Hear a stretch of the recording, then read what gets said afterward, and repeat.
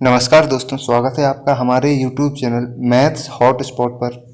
पहले भाग में आपने देखा संख्याओं के बारे में जानना। उसमें हमने बात की थी प्राकृत संख्याओं के बारे में, पूर्ण संख्याओं के बारे में एवं परिमेय संख्याओं के बारे में। अब हम भाग 2 में आगे आने वाली संख्याओं के बारे में जानेंगे और उनकी परिभाषाओं के बारे में। सबसे पहले देखेंगे पूर्णांक संख्याएं। सभी धनात्मक संख्याएं, सभी ऋणात्मक संख्याएं एवं शून्य पूर्णांक कहलाते हैं। जैसे -3, -2, -1, 0, +1, +2, +3, इस तरीके की जितनी भी माइनस में संख्याएं होती हैं और जितनी भी प्लस में संख्याएं होती हैं वह सभी पूर्णांक संख्याएं कहलाती हैं।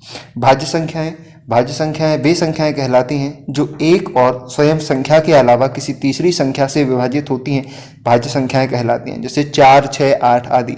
अर्थात कहने का यह है कि ऐसी संख्याएं जो एक और स्वयं संख्या के अलावा किसी तीसरी संख्या से विभाजित होती हैं वह भाज्य संख्याएं कहलाती हैं। जैसे कि 4, 6, 8 आदि।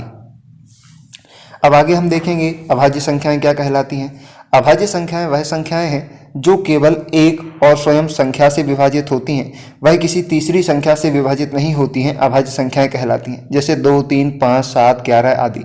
अर्थात ऐसी संख्याएं जो एक और स्वयं से विभाजित होती हों, वह किसी तीसरी संख्या से विभाजित ना होती हों, अभाज्य संख्याएं कहलाती हैं।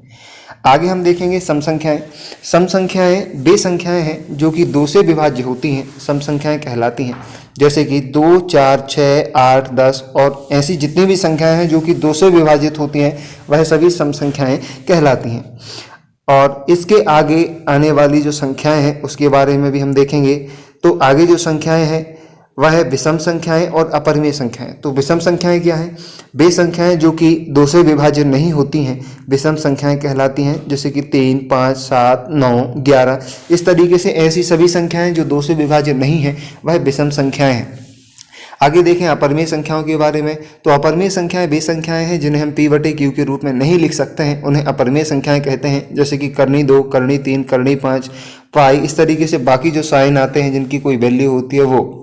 आगे हम देखेंगे कुछ उदाहरण देखेंगे अपरिमेय संख्याओं के। जैसे कि करनी 2, इसका जो मान होता है वो 1.4142135 आगे भी ये बढ़ता जाता है, खत्म नहीं होता है। करनी 3 का भी इसी तरीके से मान है, करनी 5 का भी है। और पाई की वैल्यू जो 22/7 होती है, इसके अलावा इसका जो दशमलव में मान होता है वो भी होता है, तो वो एक तरीके से शांत नहीं होता है।